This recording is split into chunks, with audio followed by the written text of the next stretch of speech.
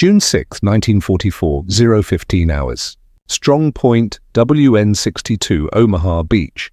Gefreiter Heinrich Severloh carefully wiped down the barrel of his MG-42 machine gun inside the concrete bunker that faced the English Channel.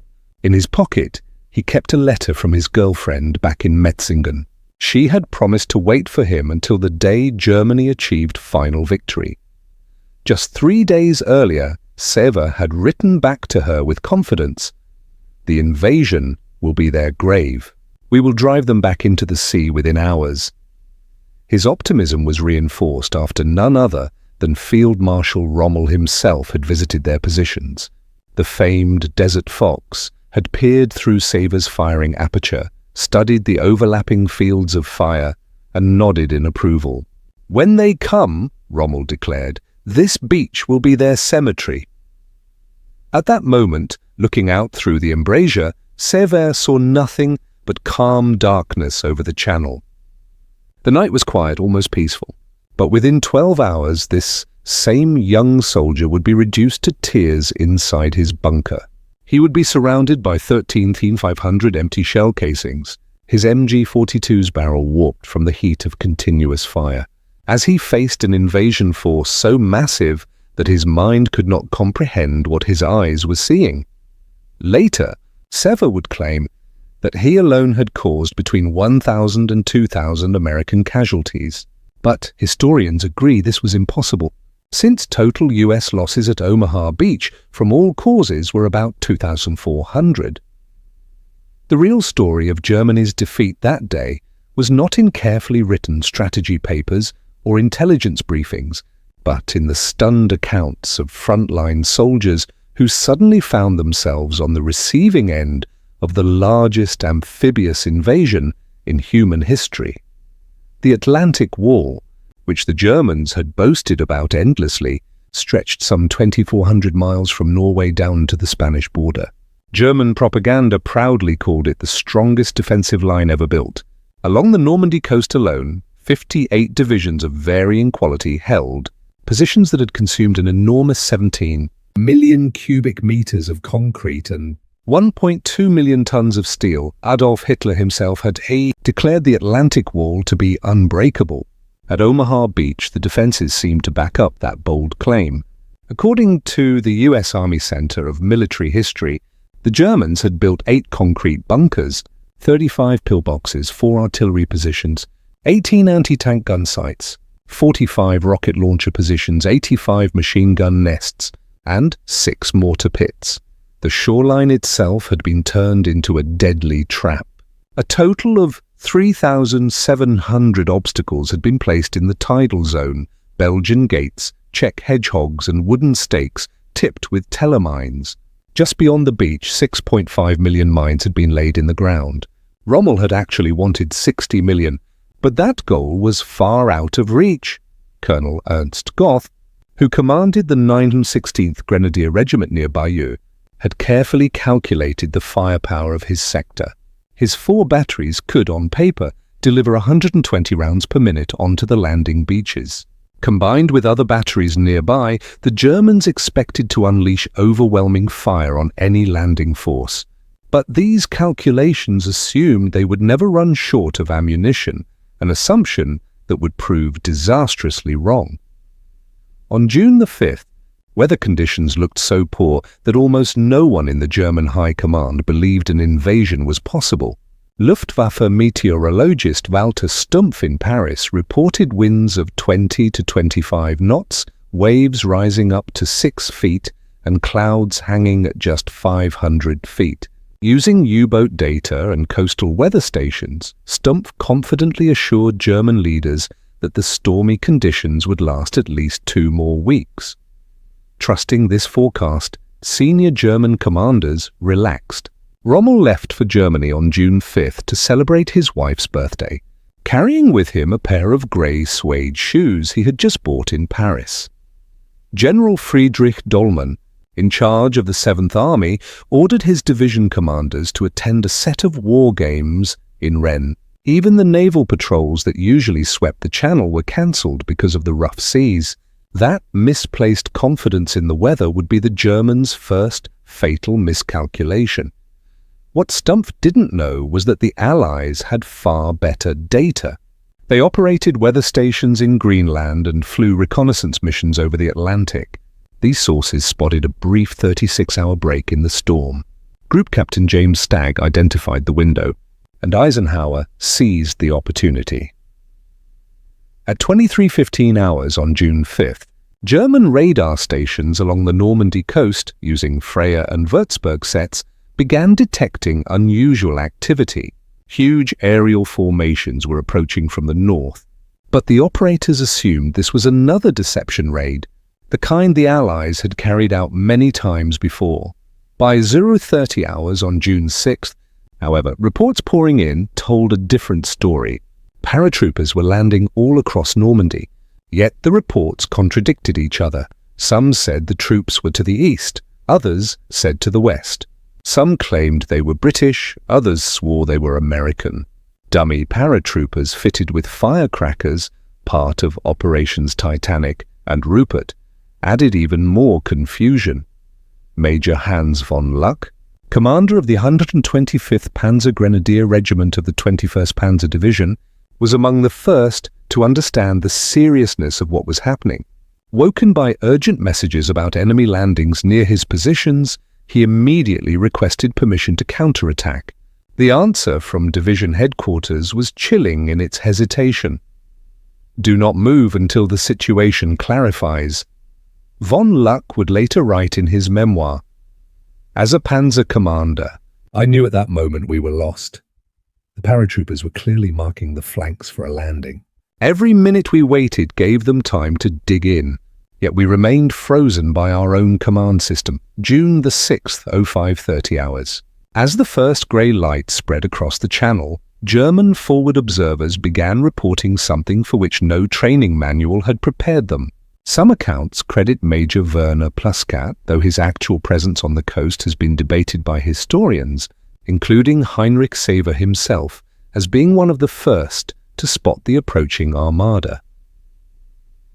But what is beyond doubt is this: German lookouts across the Normandy coast witnessed a sight that defied belief. From horizon to horizon, the sea was filled with ships. Not dozens, not hundreds, but thousands. Spread across the channel was the largest naval armada in human history. Official Allied records list 6,939 vessels in the invasion fleet, 1,213 warships, 4,126 landing craft, 736 support vessels, and 864 merchant ships. They came in every shape and size, from giant battleships to tiny landing craft, stretching across the waters like a vast grey carpet. For German defenders raised on constant propaganda about Allied weakness and disunity, the sight was crushing. Bernhard Firking, an artillery officer at WN62 who would later be killed that day, reportedly turned to his men and said, "We are watching the whole world land on our doorstep." At 05:35 hours, the naval bombardment began. Nothing in the German experience, neither the brutal fighting on the Eastern Front nor the heaviest RAF bombing raids had prepared them for. The storm of fire that followed, the battleship, USS Texas alone unleashed 255 14-inch shells at Point du Hoc in just 34 minutes. According to US Naval History and Heritage Command records, HMS Warspite, the first ship to open fire on D-Day around 05 hours, would fire over 315 15-inch shells during the first 2 days, including 96 rounds directed at German positions on June 9th. The total weight of naval bombardment exceeded anything the Wehrmacht had ever faced. According to veterans' testimonies collected in the German Federal Archives, bunkers they had believed indestructible were cracking under the pounding. Soldiers were buried alive, dug out, and then buried again as the shells rained down without pause. The psychological shock was as devastating as the physical destruction. The concrete fortifications that had been described as unbreakable, and in which the Germans had placed so much faith, were collapsing like sandcastles under the relentless fire. As the naval bombardment raged on, The Luftwaffe's response revealed the desperate state of German defenses. Oberst Josef Pips Priller, commander of Jagdgeschwader 26, received orders to attack the invasion fleet with his entire force. His reply, recorded in his unit's war diary, was blunt. "What entire force?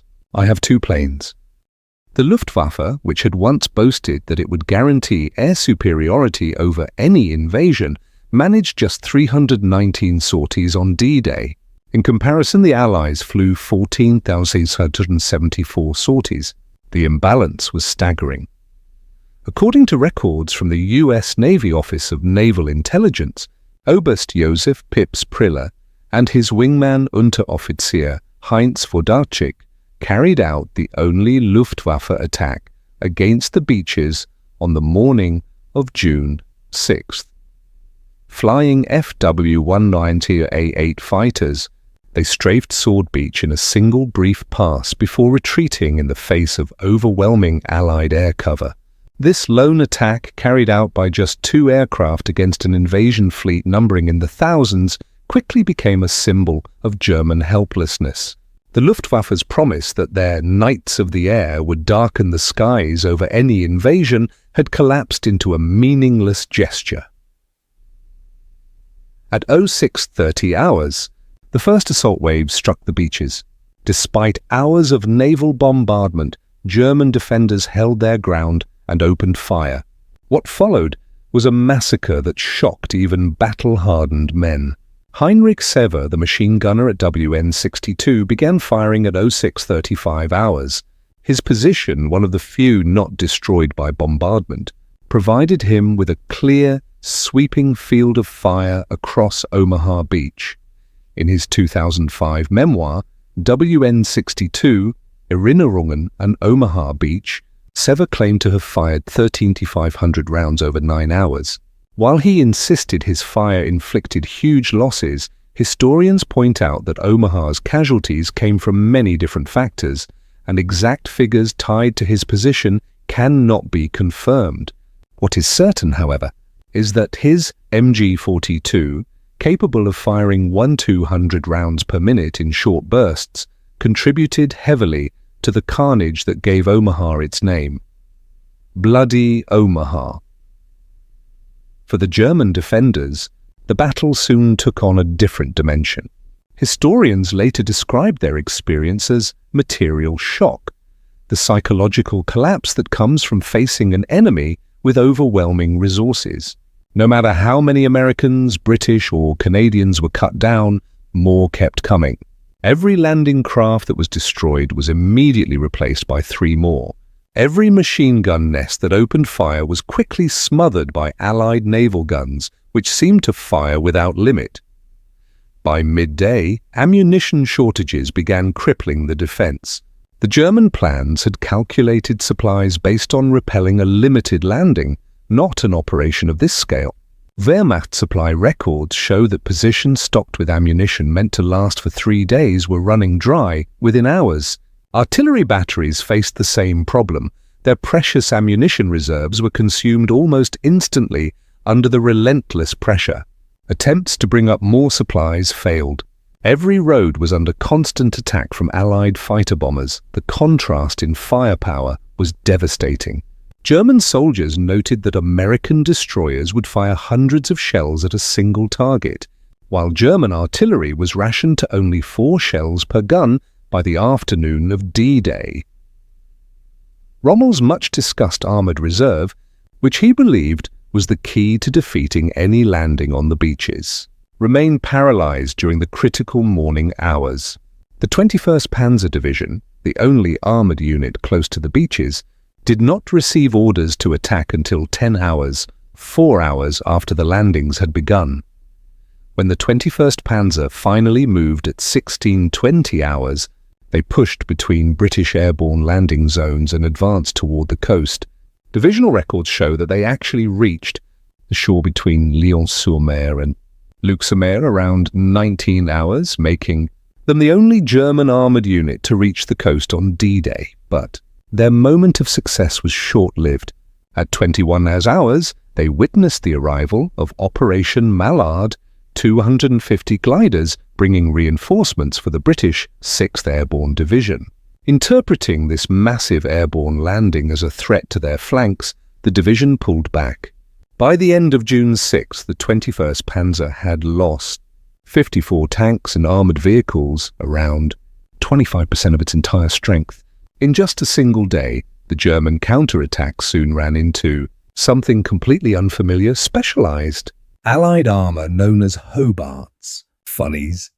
These were modified tanks fitted with equipment for tasks no German soldier had imagined: flails to clear mines, flamethrowers for burning out bunkers, and bridging gear to cross obstacles.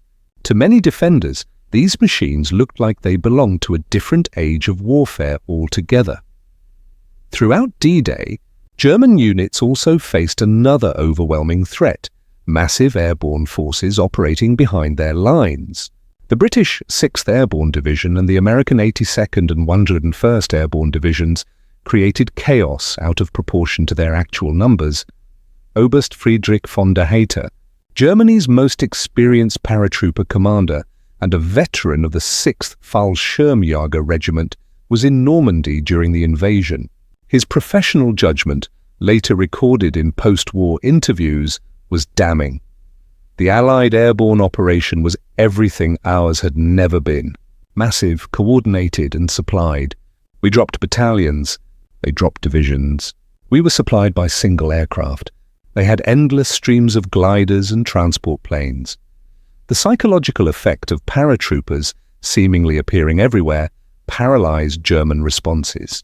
Units hesitated to move, fearing ambush. Some fired wildly at shadows, others even at their own men. The confusion multiplied Germany's problems many times over. As June 6th wore on, German command and control began to collapse. Allied aircraft destroyed communication lines with systematic precision.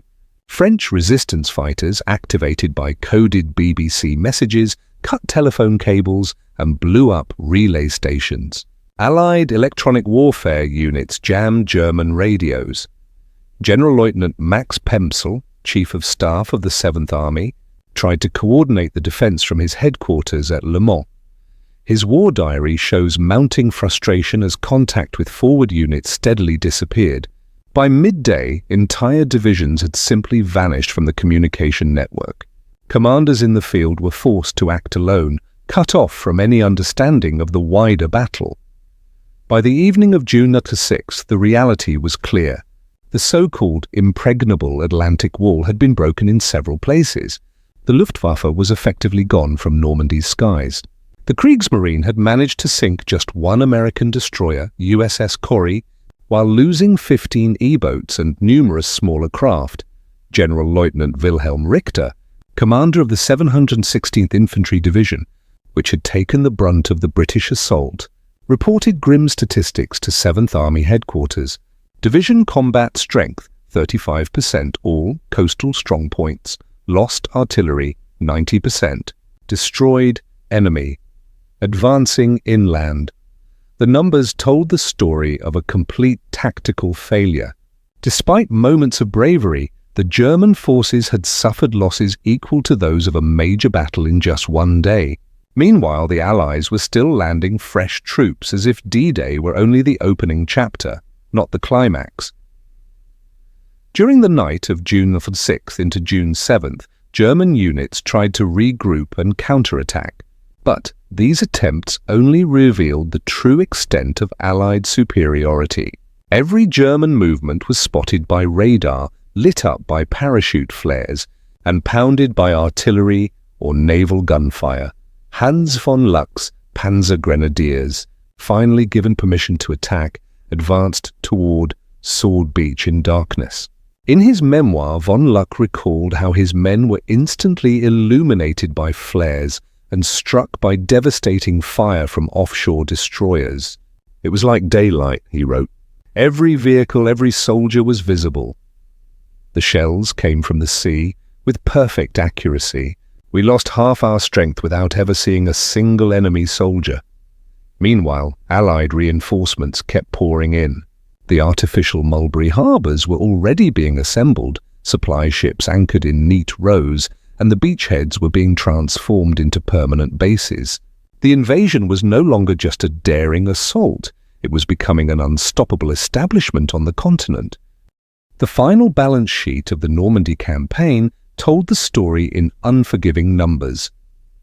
Between June 6th and August 31st, German forces suffered roughly 320,000 casualties, 30,000 killed, 80,000 wounded and 210,000 missing or captured. They lost 2,300 tanks, virtually their entire armoured strength in France, and 2,127 aircraft. The Allies, by comparison, suffered 29,672 casualties, but they could replace their losses daily. They lost around 4,000 tanks, yet these were replaced within weeks. They lost 4,111 aircraft, but from a force that exceeded 13,000. The disparity revealed the brutal truth. Germany was fighting a war of attrition it could never win, against enemies with virtually limitless reserves. Germany's professional officers were blunt in their assessments. General der Truppen Heinrich Severloh, who assumed command in Normandy after Rommel was wounded, reported to OKW on August 1st.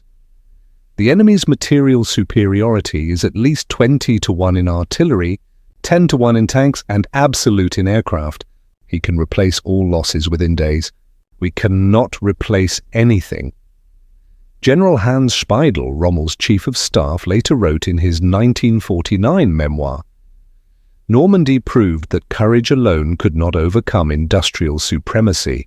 We faced an enemy who had mechanized not just warfare, but victory itself." Even Field Marshal Erwin Rommel himself left a sobering testament. In his final report to Hitler on July 15th, just 2 days before being severely wounded by Allied aircraft, he wrote, "The troops are fighting heroically everywhere, but the unequal struggle is nearing its end. The enemy's overwhelming superiority in men and material is beginning to tell. I must beg you to draw the necessary conclusions without delay." This was military language for what Rommel dared not state outright. Germany had already lost. For German reinforcements, reaching Normandy proved nearly impossible. Every road, rail line and bridge was under constant attack from Allied aircraft.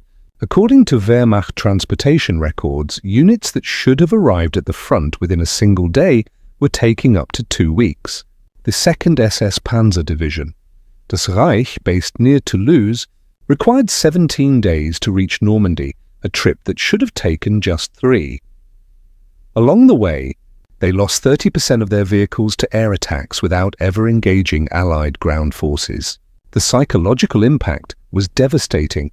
If divisions could not even reach the battlefield intact, how could they hope to influence the battle once they arrived? In contrast, Allied logistics ran with machine-like precision. LSTs, landing ship, tank, unloaded entire armoured regiments within hours. Within only a few days of the landings, the Allies were bringing in 15,000 tons of supplies daily, more than the entire German army in Normandy consumed in a week. By June 12th, German forces in Normandy were on the edge of collapse. They had already lost 26,000 men killed, wounded, or missing, roughly the equivalent of 2 full divisions. Reinforcements were minimal, while Allied strength grew larger every hour. On that same day, Carentan fell, linking the Utah and Omaha beachheads. Even the elite paratroopers of the German 6th Fallschirmjäger Regiment, men who had never retreated before, pulled back in disorder. Their commander, Friedrich von der Heydter, reported grimly to higher headquarters, "My regiment no longer exists as a combat unit. The survivors are psychologically broken." On June 13th, SS Obersturmführer Michael Wittmann achieved one of the few celebrated German successes in Normandy. In the Battle of Villers-Bocage, he destroyed 13 to 14 British tanks, 2 anti-tank guns, and 13 to 15 personnel carriers in just 15 minutes, according to British records. German propaganda eagerly broadcast the event as proof that German arms still held the edge. But the battle also highlighted the hopeless reality. Wittmann's Tiger tank was damaged and difficult to replace, while the British replaced their lost vehicles within hours. The brilliance of individual German soldiers could not overcome the sheer industrial strength of the Allies. Wittmann himself, credited with 138 confirmed tank kills across all fronts, was killed on August 8 when his Tiger was destroyed, whether by British gunner Joe Ekins of the Northamptonshire Yeomanry or by Canadian forces remains debated. Germany's top tank ace had fallen to an enemy that could afford to trade 10 Shermans for one Tiger. Another blow came with the fall of Cherbourg on June 26. The port, fortified over 4 years and defended by 21,000 men, was expected to hold out for months. Instead, it collapsed after just 5 days of heavy fighting. General Lieutenant Karl Wilhelm von Schlieben, commanding the garrison, had vowed to fight to the last bullet. Instead, he surrendered on June 26. In post-war interrogations, he admitted that resistance had become meaningless in the face of the Allies' limitless resources, a theme that would echo in many German accounts of Normandy. The decisive strike came with Operation Cobra on July 25, according to U.S. Army Air Force records. The preparatory bombardment included 1,553 heavy bombers, 380 medium bombers and 550 fighter bombers. Together they dropped more than 4,800 tons of bombs on an area just 7,000 yards wide and 2,500 yards deep. General Lieutenant Fritz Bayerling, commander of Panzer Lehr Division, reported to Army Group B, "My division is annihilated. The psychological effect on the survivors is indescribable. They are no longer soldiers but broken men."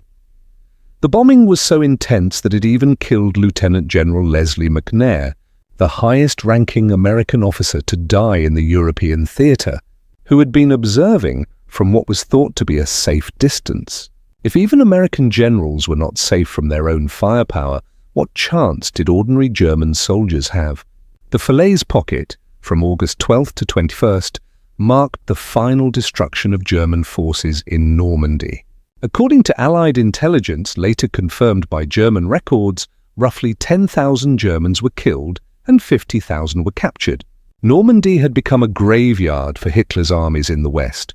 Over 300 German tanks and armoured vehicles lay destroyed, alongside more than 2,500 other vehicles.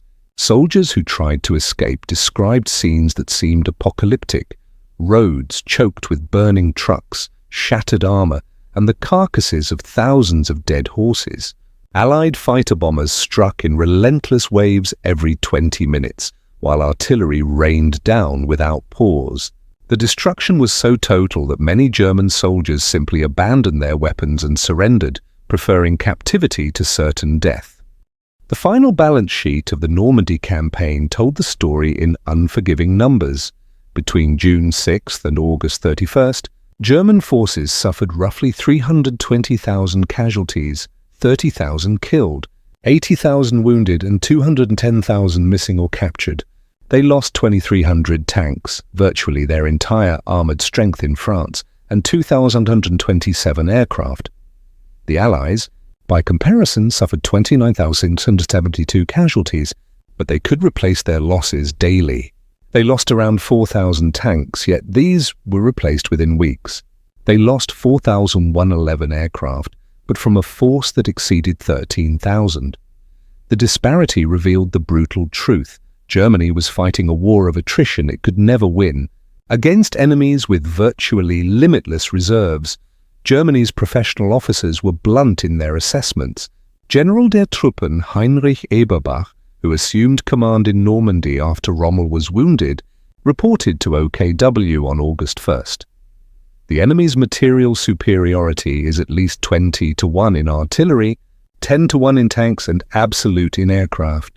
He can replace all losses within days. We cannot replace anything. General Hans Speidel, Rommel's chief of staff, later wrote in his 1949 memoir, "Normandy proved that courage alone could not overcome industrial supremacy. We faced an enemy who had mechanized not just warfare, but victory itself." Even Field Marshal Erwin Rommel himself left a sobering testament. In his final report to Hitler on July 15th, just 2 days before being severely wounded by Allied aircraft, he wrote, "The troops are fighting heroically everywhere, but the unequal struggle is nearing its end. The enemy's overwhelming superiority in men and material is beginning to tell. I must beg you to draw the necessary conclusions without delay." This was military language for what Rommel dared not state outright. Germany had already lost.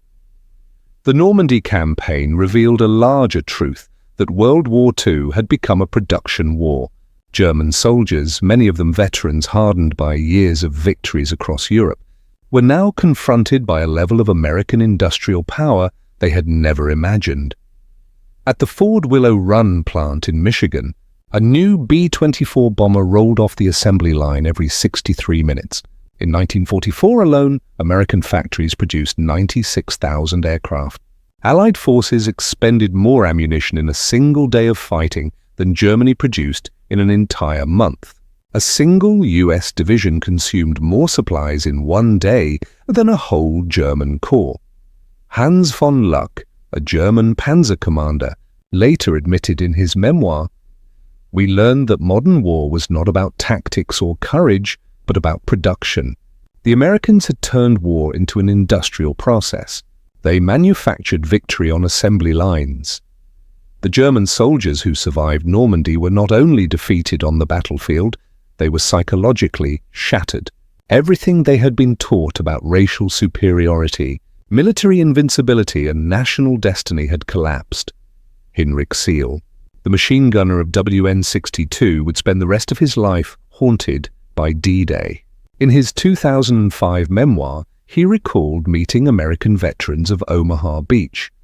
"We all realized we had been young men thrown into an industrial slaughterhouse. My 13,500 rounds meant nothing against their endless replacements." Friedrich von der Heydte, the paratrooper commander, later became a professor of international law. He reflected, "Normandy taught us that the era of warrior heroes was over. War had become a matter of industrial capacity, and we had challenged the world's greatest industrial power with horses and outdated dreams." From the German perspective, D-Day was not merely a military defeat, it was an ideological collapse. Soldiers who had once conquered most of Europe discovered that everything they had believed about their enemies, their cause and their future, was catastrophically wrong. They had expected to face weak, divided democracies. Instead, they faced an alliance that had transformed war into an unstoppable industrial process, one that manufactured not only weapons, but victory itself.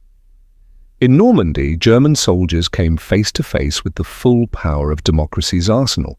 They saw an endless stream of ships, planes, tanks, and supplies pouring in, production on a scale that simply defied German comprehension. They learned that modern wars were no longer decided on the battlefield alone, but in the factories, not by the bravest warriors, but by the most productive nations. The Western Allies had transformed warfare into a cold equation of numbers where production statistics outweighed tactical brilliance. Heinrich Severloh began the morning of June 6th, convinced that the invasion would be thrown back within hours. By the end of the day, he stood among thousands of empty shell casings, staring out at wave after wave of Allied reinforcements landing on the very beach his guns had been meant to hold. His story mirrored the larger German tragedy in Normandy, tactical successes drowned in a sea of strategic impossibility. The beaches of Normandy became more than a battlefield. They became a revelation. German soldiers witnessed the future of war, and it belonged to the nations that could build and deliver more, faster, and in greater numbers. They brought courage, training, and determination to the fight. The Allies brought something else, seemingly unlimited resources. German defenders fired until their barrels overheated, fought until their ammunition was gone, and still the Allies advanced. For every position silenced, more ships unloaded men and machines. For every tank destroyed, replacements rolled off the landing craft. Against this industrial tide, courage alone meant nothing. The lesson was brutal and inescapable. In the age of industrial war, a nation that could not match its enemy's production capacity was doomed to defeat, no matter the skill, bravery, or sacrifice of its soldiers. Those who fought on June 6th began the day as warriors of the Third Reich. They ended it as witnesses to the overwhelming force of the arsenal of democracy.